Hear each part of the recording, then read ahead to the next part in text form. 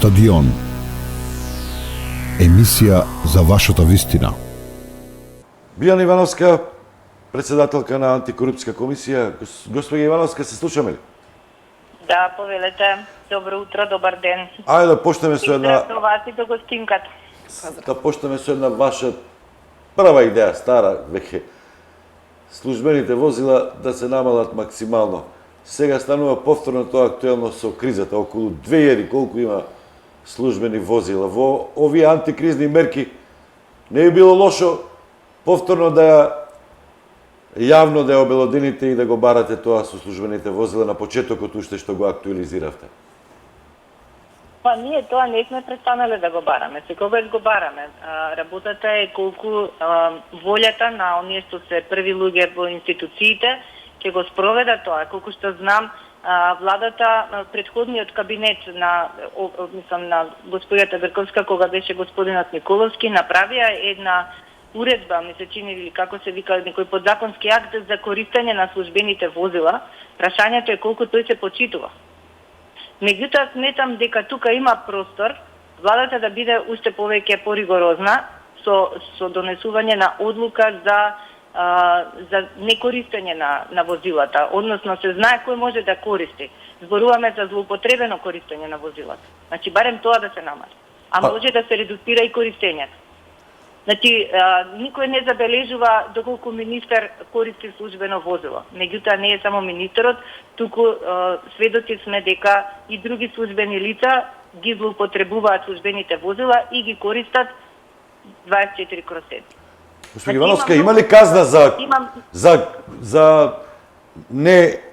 за користење на службени возила кои што не се во службена функција, туку за приватни цели? Јас колку што знам нема никакви казни, може укор само да му се даде или треба кривична пријава доколку има злоупотреба на многу повеќе пари од километражот. Ама тоа е веќе друг процес.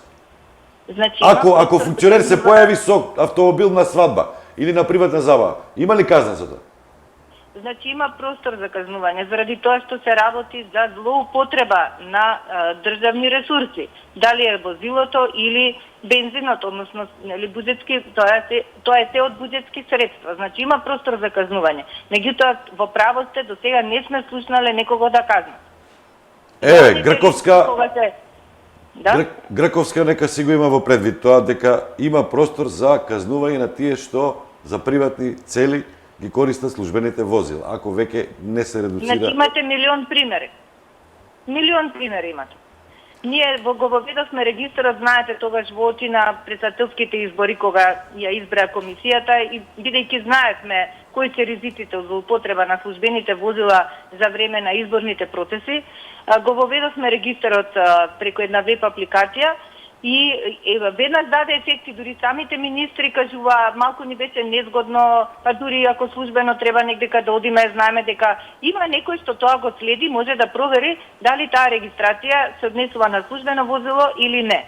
Мислам дека тука многу треба да бидеме посвесни, поодговорни, затоа што значајни ресурси се користат за купување возила и понатаму за одржување, регистрација, гориво и така натаму.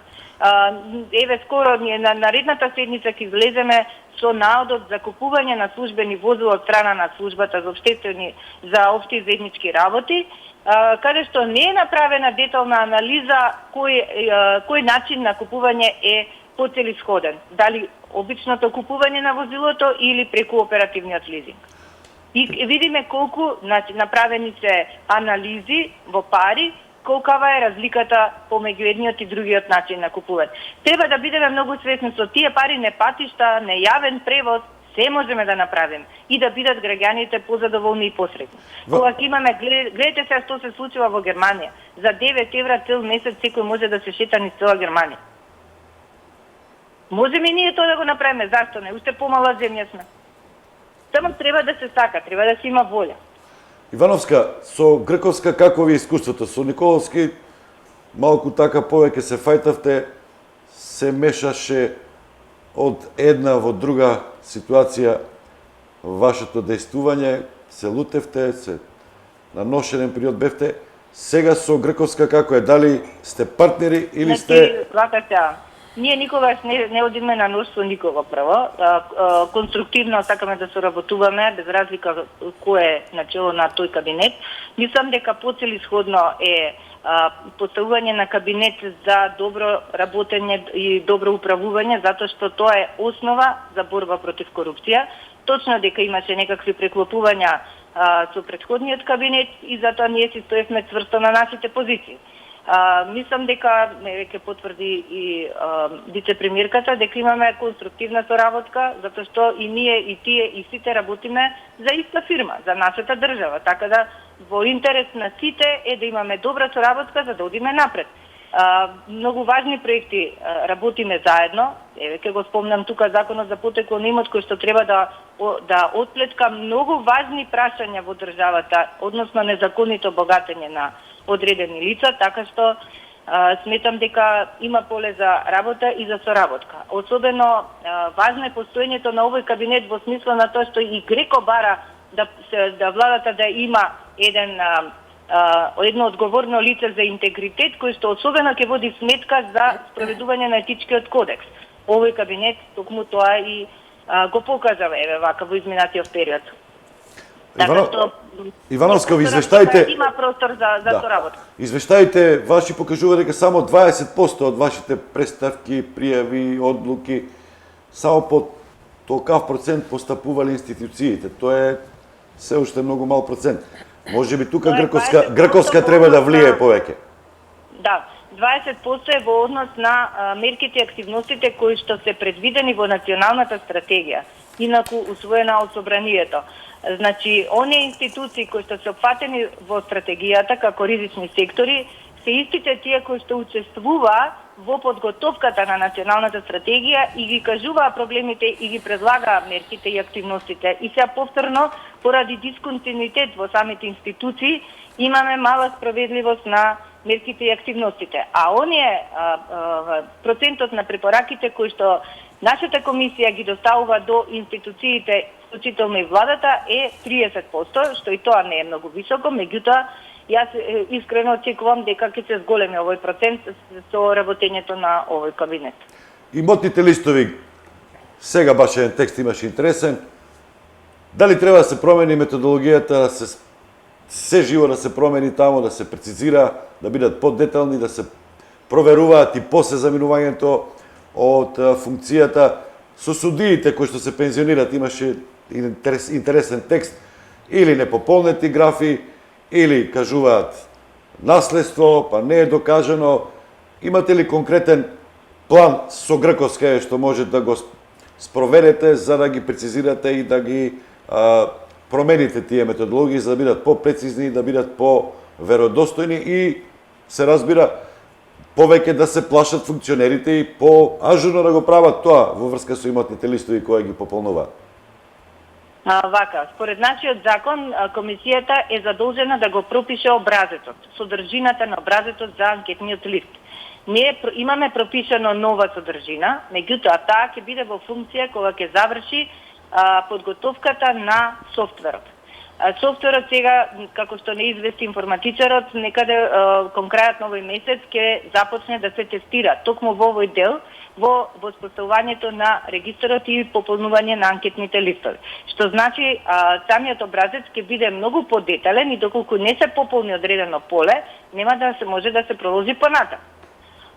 Инаку, еве голема благодарност до вице-премиерката што ни овозможи, односно со се избори, сите оние лица кои што се избрани именувани од страна на владата, да ги доставуваат податоците, односно владата да не информира, што е законска надлежност, што не ја правеше до сега, да не информира кои се тие лица за да ние го полниме регистарот. Значи, можете да замислите дека една таква законска обврска не се спроведуваше. Па тоа на седница на влада во скоро време, пред 2-3 месеца колку беше од прилика, се донесе таква одлука, бидејќи ние се пожаливме, еве да речам, така се пожаливме кај вице-премиерката дека не функционира тој момент и ние не можеме да го полниме регистар.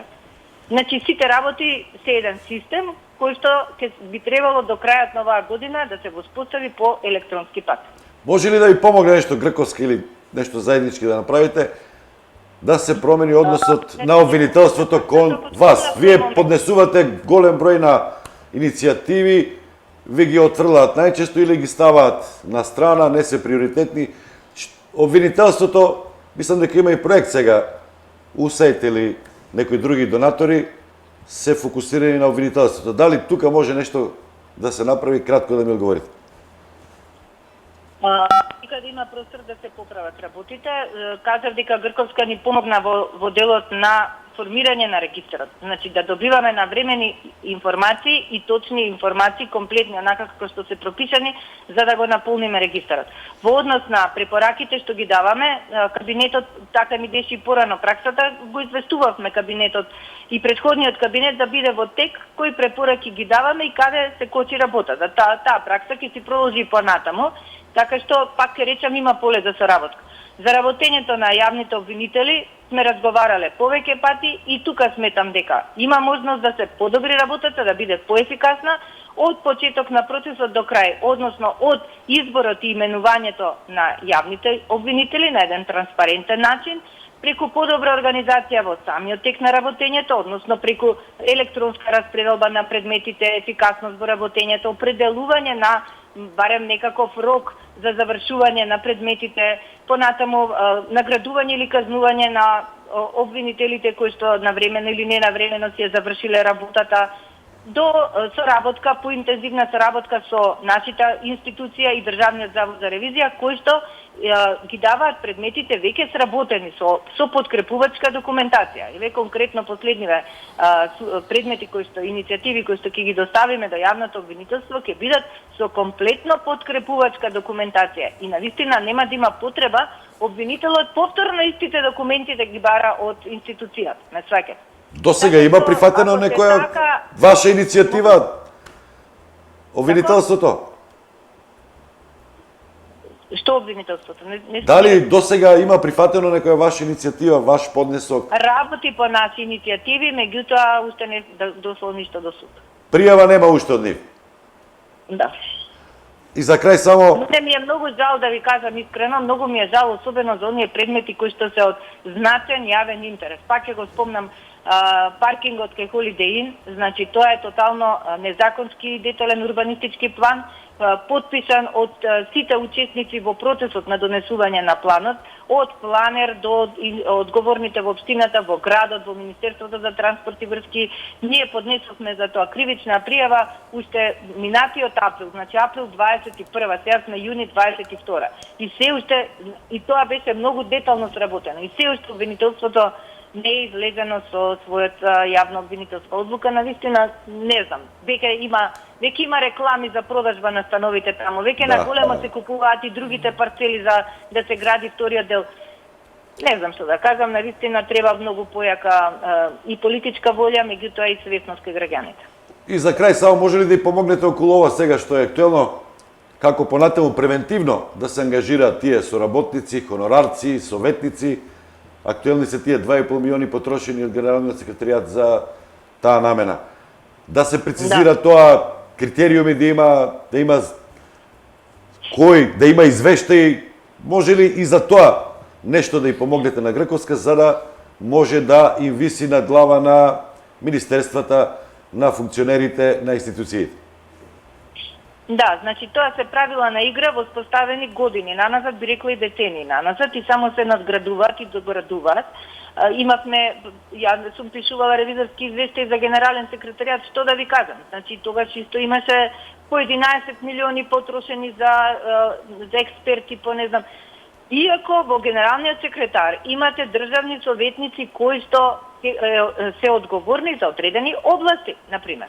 И тие зашто луѓе да не се искористат токму да си ја покриваат работата во соодветната област. Тој генерален секретаријат е формиран да биде поддршка на владата. И се што се случува? Со децени наназад, не дека се оваа пракса, сега сме се фатиле, случајот беше обелоденет во медиумите и ние го отворивме по собствена иницијатива, иако знаеме дека тоа е стара пракса. Што се случува? Секој кабинет си формира секој министер си формира своји кабинети, па во кабинетите имате советници од разни типови, па дали се тие избрани, па дали се именувани, па дали поднесуваат анкетни листови или не треба да поднесуваат, затоа и Греко реагираше, значи сами си ги усложнуваме работите. Во Генералниот секретаријат со последната информација што ни ја дава за октомври 21, значи има 253 вработени. Може би е бројката изголемена во меѓувреме. Еве да земе дека се толку. Значи, дали тие луѓе ќе работат работата, дали тие луѓе се во согласно со надлежностите што треба да ги вршат или не. Ја кога сум била таму, имаше една многу интересна ситуација. Зборам за периодот 2007-2008, тогаш сум правила ревизија. Значи тогаш работното време, после работно време останување на работа се плаќаше дополнително. И што да ви кажам, во текот на работно време празни канцелари во одреден сектор, посебно во одреден сектор, после работно време сите има белешки дека морале да работат. Се изнаоѓаат милион начини како да се потрошат, да се испупаат пари од буџетот. Значи мислам дека ако секој си ја работи работата онака како што треба, нема да има потреба од толку хонорарци, тоа е едно, а второ, она што е најсимптоматично е што тие се ангажираат преку авторски договори, меѓутоа тие не прават авторски дела. Не извршуваат работи кои што се во согласност со законот за авторски дела. И тоа е она што е против закон. Никој не е забрането, меѓутоа треба да се утврди потребата. И ние ангажираме понекогаш некој експерт, меѓутоа првин разговараме на колегиум, ја утврдуваме потребата, го дотеравме подзаконскиот акт со сите елементи, детално да се знае кој зашто е ангажиран и така функционираме. Мора никош ќе се створи потреба да се ангажира експерт. Не ве задржуваме повеќе, ќе направиме некој интервју понатаму. Цело време во емисијата ќе бидете гости. Ја ви одземав повеќе време. Не, тама работа, ние ви одземавме време. Благодарам за јавувањето. Поздрав до Бијана Ивановска, председателка на антикорупција. Стадион. Емисија за вашата вистина.